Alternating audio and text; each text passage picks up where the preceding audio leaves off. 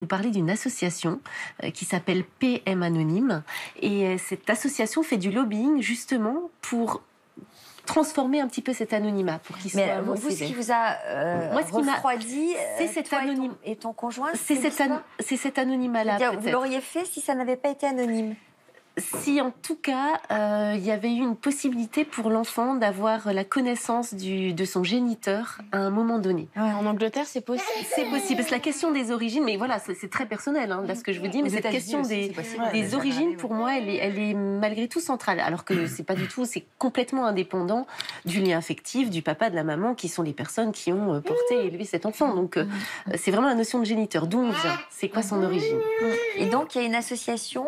Oui, il y a vraiment une association qui s'appelle PM Anonyme qui se bat pour sensibiliser les législateurs, les professionnels de la santé et les pouvoirs publics sur la question de l'anonymat.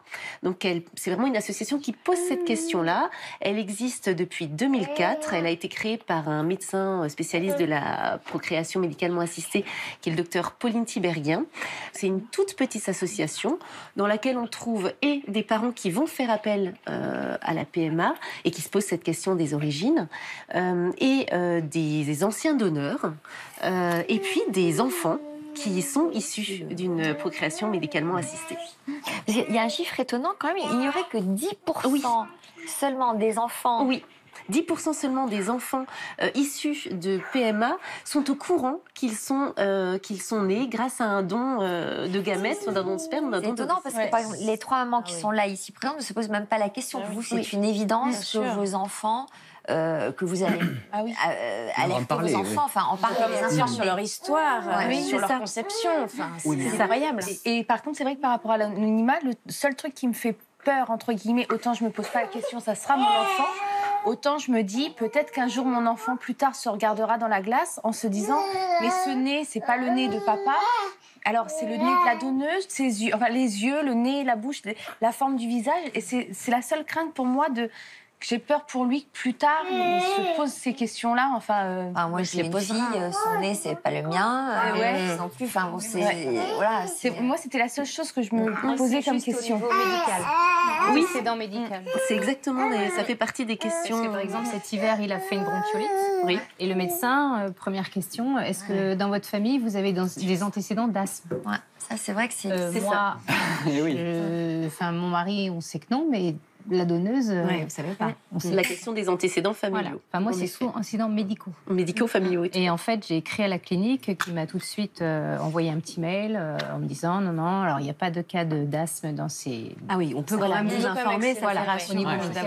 Elle a pas d'allergie. Alors, pareil, j'ai demandé, parce qu'il me dit il n'a pas d'allergie aux antibiotiques. Donc voilà, c'est ça. C'est-à-dire qu'en fait, on va être, entre guillemets, obligé de leur dire parce que c'est tout le temps. C'est sans arrêt qu'on est ramené aux origines. Alors, le but de cette association, Céline? C'est de sensibiliser et c'est de donner la parole finalement aux enfants qui peuvent se poser des questions. C'est un tout petit chiffre parce qu'en effet, sur 10%, il n'y a qu'une petite partie de ces enfants-là pour qui leurs origines est un problème. Donc ça reste un petit phénomène. Mais pareil pour des donneurs. J'ai le président de cette association qui lui est issu d'un don de sperme, donc issu d'un centre, qui lui a été papa. Et au moment où il a été papa, il s'est posé, alors qu'il s'était jamais posé la question avant, il s'est posé la question de ses origines et il aurait souhaité simplement connaître son géniteur ou en tout cas savoir à quoi il ressemblait et qui il était. Donc lui, il est président de cette association pour ça. On a aussi le cas, par exemple, de Victoire qui, elle, a 23 ans. Elle a appris à 18 ans, ses parents lui ont dit que son papa était stérile, qu'elle avait été une petite fille issue d'un don de sperme. Elle et ses 2 sœurs. Et ça a été pour elle un choc terrible. Parce que c'est tard, en effet. C'est pour ça qu'on se dit qu'on ne veut pas... Mais les mentalités évoluent certainement aussi là-dessus. Oui, mais c'est ça. Envie de garder le secret qu'on avait envie de le faire. C'est ça. Et cette association, le secret, c'est compliqué. En fait, cette association milite pour la possibilité, en tout cas, que si un enfant recherche son donneur, que le donneur puisse être averti. Et après, libre choix à lui de prendre contact ou d'accepter ou pas. Idem, sur les antécédents familiaux, l'association aimerait pouvoir élargir les informations qui peuvent être communiquées aux parents. Donc c'est vraiment un combat plus d'information que même de choix. C'est vraiment alerter l'opinion publique sur cette question de l'anonymat qui est centrale et qui peut freiner parfois des donneurs ou freiner des couples. Oui, parce que la question se pose aussi pour les donneurs. Exactement. C'est ce que vous disiez tout à l'heure, ce qui vous concerne. Un des éléments qui est évoqué pour la carence de donneurs en Angleterre, alors qu'il y a une rémunération en Angleterre, c'est par contre l'absence d'anonymat. Comme quoi, c'est assez amusant, c'est qu'en fait, les Anglais nous expliquent qu'ils sont en carence de donneurs, non pas faute de rémunération, faute de prise en charge, faute de publicité, mais faute d'anonymat. Les gens ne veulent pas, en Angleterre du moins, la carence serait attribuée au fait qu'une femme n'a pas forcément envie, 15 ans après, de voir un enfant arriver dans sa vie en disant « Écoute, je suis de toi, je suis de toi, maintenant on va se rencontrer ». Et ça pourrait avoir une implication sur le nombre de dons. Exactement. Oui, il y a eu en effet, dans beaucoup de pays, des études qui montraient ça. Donc c'est vraiment quelque chose de très personnel et c'est un sujet qui est très complexe et très compliqué à gérer. Alors, on pourrait imaginer un système à deux vitesses. Légalement, éthiquement, ce serait très compliqué. On pourrait imaginer d'un côté un système, parce qu'on parlait de dans quelle mesure quelqu'un qui vient, on aborde des sujets éthiques un peu compliqués là, quelqu'un qui vient avec une donneuse n'a pas une priorité. On pourrait imaginer un système avec tous les biais et les travers que ça pourrait représenter, donc potentiellement très dangereux. Un système anonyme si vous n'avez pas de donneur, ou un système avec un donneur dont on connaît le donneur. S'en suivraient des problèmes potentiels de rémunération, etc., qui seraient très compliqués. Bénéficier de l'ovocyte du donneur que vous connaissez. Exactement. Avec la problématique de à quel moment s'arrête la liberté de choix de don et à quel moment ça pourrait être très très compliqué. Mais éthiquement parlant, il y a des gens qui ont évoqué cette possibilité.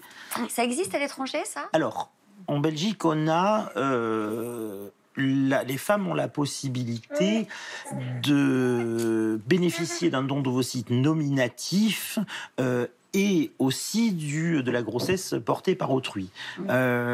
C'est très très très compliqué éthiquement. C'est très très compliqué.